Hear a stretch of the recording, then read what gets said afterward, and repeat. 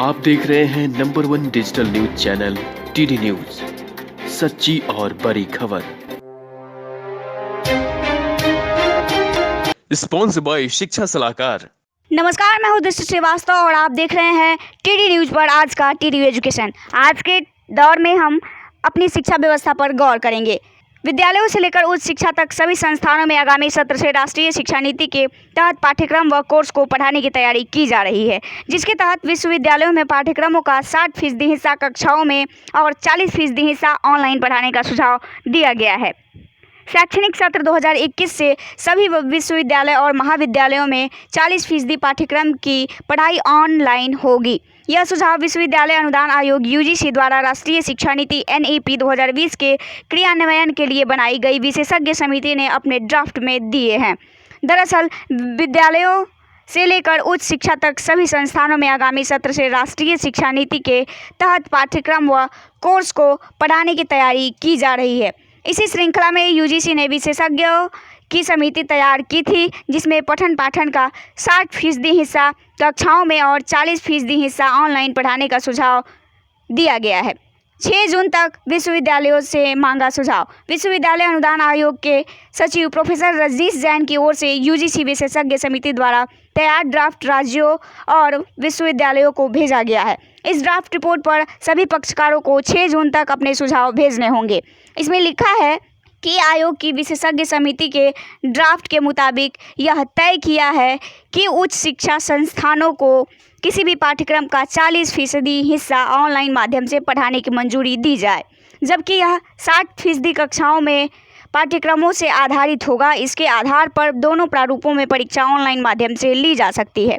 नई शिक्षा नीति के तहत तैयार मसौदा संकल्पना के अनुसार छात्रों के लिए मिश्रित शिक्षा के फायदे हैं। इससे बेहतर ढंग से सीखने के साथ बृहद सूचना प्राप्त करने, बेहतर पठन पाठन परिणाम और संतुष्टि के अलावा दूसरों से भी सीखने का मौका मिलेगा। दूसरी खबर निकल के आ रही है, अश्लील क्या है? कक्षा 1 की कविता में छपी आम की टोकरी, कविता या लोगों का दिमाग। राष्ट्रीय शैक्षणिक अनुसंधान और परीक्षण परिषद यानी NCERT की एक कविता को लेकर खास विवाद छिड़ा हुआ है। जिस कविता को लेकर विवाद है वो कक्षा 1 की रिमझिम नाम की कविता में पढ़ाई जाती है। तीसरे चैप्टर में छपी इस कविता का शीर्षक आम की टोकरी है। एक पक्ष को यह कविता इसमें प्रयोग हुए शब्द जैसे छोकरी, चूसना, दाम इत्यादि के कारण द्विअर्थी और बाल मजदूरी को बढ़ावा देने वाली बात नजर आ रही है। वहीं दूसरे पक्ष को इसमें कुछ भी गलत नजर नहीं आ रही है।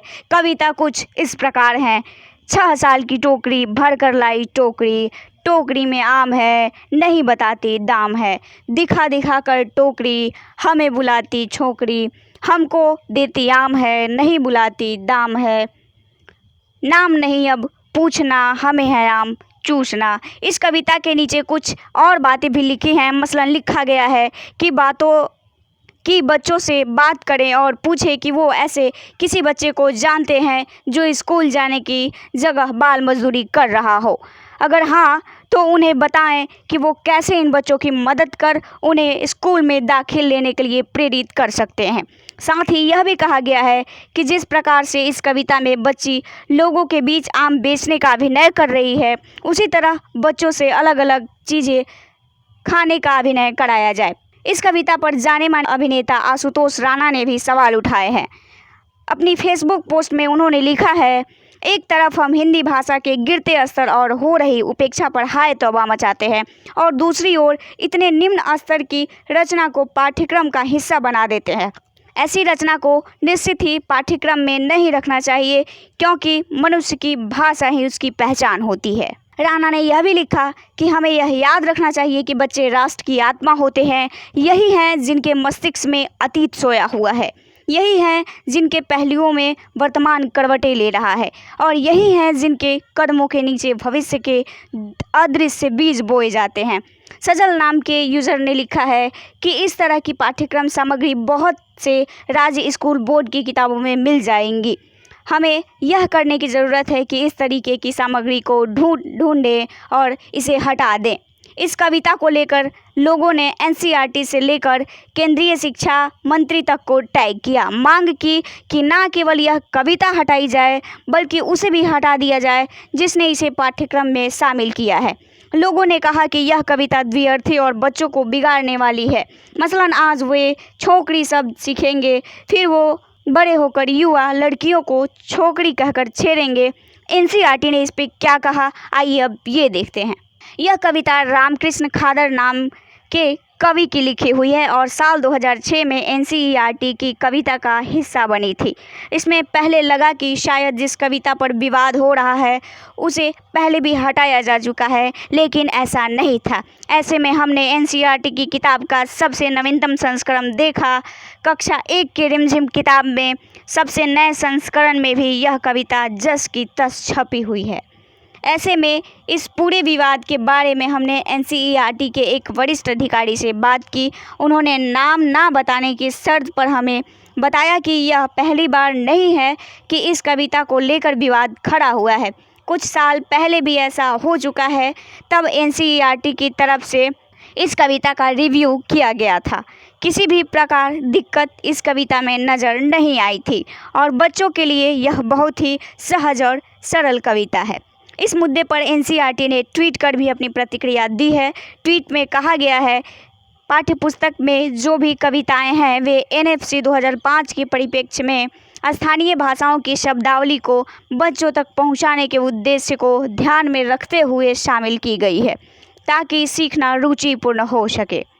संस्थान ने अपने ट्वीट में आगे कहा कि राष्ट्रीय शिक्षा नीति 2020 के परिप्रेक्ष्य में नई राष्ट्रीय पाठ्यचर्या की रूपरेखा के निर्माण की प्रक्रिया आरंभ हो चुकी है। इस पाठ्यचर्या की रूपरेखा के आधार पर भविष्य में पाठ्य पुस्तकों का निर्माण किया जाएगा। आज के टीडी न्यूज़ में इतना ही। देखते रहें टीडी न्यूज़। नमस्कार, मैं हूं पारितोष कुमार। अगर आपको हमारा यह वीडियो पसंद आया है तो इसे लाइक और शेयर जरूर करें और हाँ, हमें सब्सक्राइब करना और फॉलो करना ना भूलें ताकि आप देश दुनिया की कोई खबर मिस न करें। चाहे कोई ब्रेकिंग न्यूज हो या कोरोना वायरस से जुड़ी कोई भी अपडेट, पॉलिटिक्स हो या आपके हक से जुड़ी कोई खबर, इलेक्शन की कोई न्यूज हो, कंट्रोवर्सी की कोई न्यूज हो या फिर कोई वायरल वीडियो, सब कुछ मिलेगा टीडी न्यूज पर। तो जुड़े रहिए हमारे साथ और देखते रहिए टीडी न्यूज, सच्ची और बड़ी खबर।